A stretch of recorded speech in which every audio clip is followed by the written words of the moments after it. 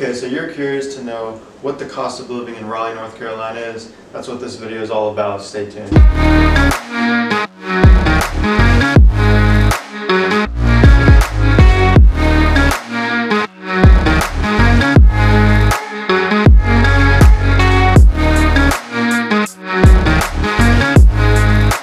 What's up everybody, my name is John Tennant. I'm with the Jim Allen Group right here in the Raleigh Triangle. If you're new to the channel, make sure you hit that subscribe button and the little notification bell so you're annoyed every time I post a video. Honestly, we get so many people calling us every single day that are relocating here from the Triangle. So if you're interested in doing such, give us a call, send us an email, send us a text, however you feel comfortable.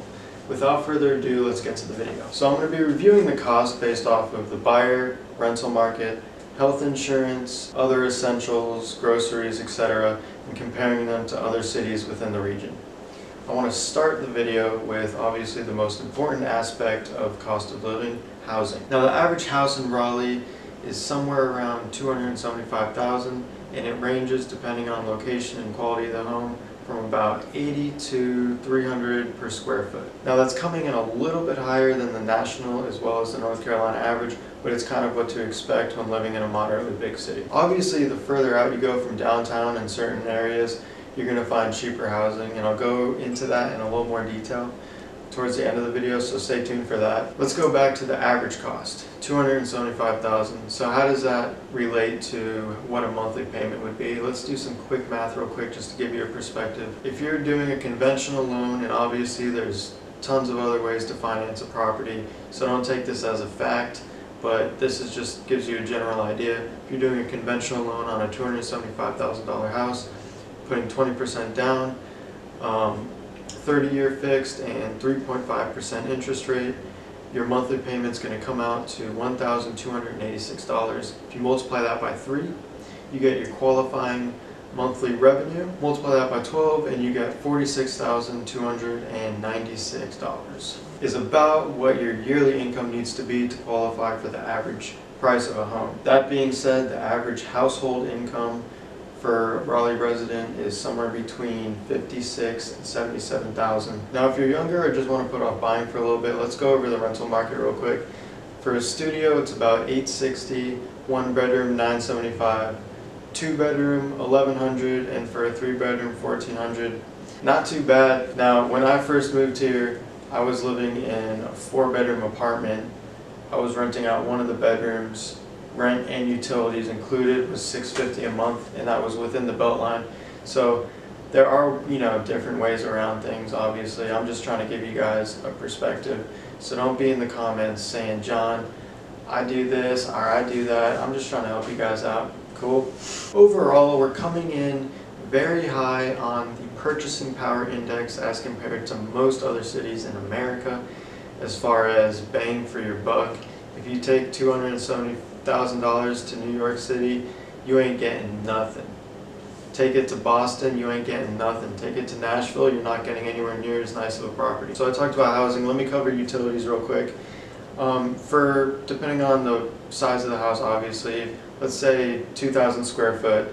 Underneath, you can expect probably around 1 to 150, and then over probably around 200.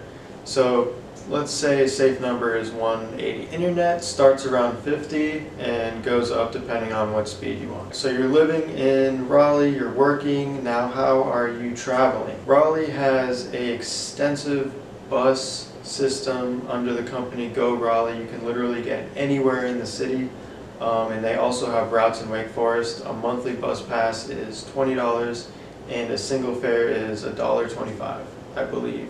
Or it's $2, I'm not sure, but it's one of those. If you have a car, no problem at all.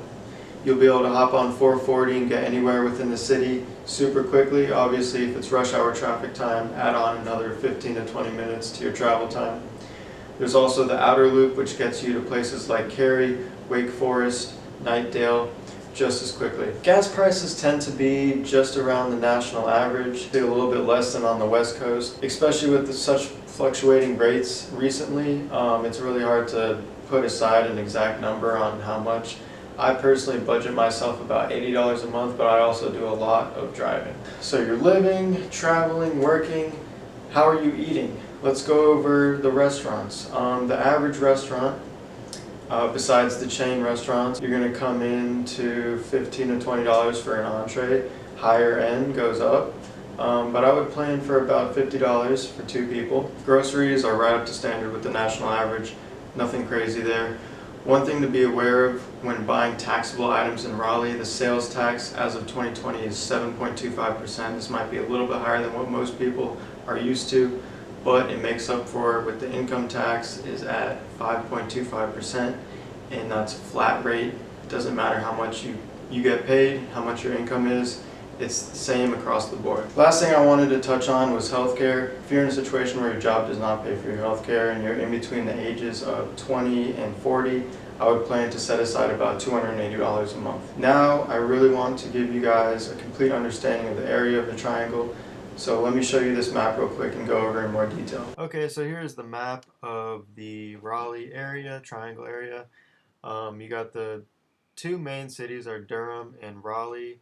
And then these are just kind of all the surrounding bedroom communities. Wake Forest is probably the 3rd largest actual city in the area. Durham, that's where Duke University is. You got NC State here, and then Chapel Hill is where UNC is. And then the community college up here, Wake Tech, which is actually a huge college. I think there's about 70,000 students that go there. So it's actually a very, very large college. Wake Forest is a good place to get really any kind of house you can get up in Wake Forest. You can find some good deals. Wake Forest is more of a bedroom community. Cary is kind of the same thing. These are nicer homes. You're going to find a lot of golf courses type of thing. Apex. In this area down here, big lots, wooded lots. You're a little bit further out, but if people are really like their land, this is kind of where you go. If you're looking for more bang for your buck, definitely stay up here in this area. Youngsville, Franklinton, Roseville have a lot of really good deals. This area as well. Knightsdale and Wendell and Zebulon are coming a long way. We're seeing a lot of new construction in this area. Wake Forest as well. I mean, there's new construction really going up everywhere, but the main ones, Wendell, Knightdale, Youngsville, Wake Forest, and scattered throughout Raleigh. The North Hills area up here, Midtown, I've seen a lot of tear downs in there. They're tearing down these $300,000 houses and building $1 million houses. So huge range. I mean, really scattered throughout. It's coming in just above the average in the Raleigh area. But if you're looking for a good deal, good schools, and a little bit more land, North Raleigh is a good place to look. Big population of houses out here were built in the 80s, and people are able to kind of go out there and snatch up a good 2,500 square foot house for 400 grand. This area, there's a lot of new construction as well. Morrisville, this is where the airport is, right here, Raleigh-Durham International. And Morrisville is, I would say, I mean, it's a little bit cheaper than Cary to live, so if you like that area, that's a good place to get a good deal. Apex is coming a long way too. And yeah, I mean, Clayton down here, there's a lot of sales out here in Clayton. That's coming about average. So if you're looking for the best deal, I would recommend staying in this area or this area. If you're looking for location, obviously this area. Cary's a great place.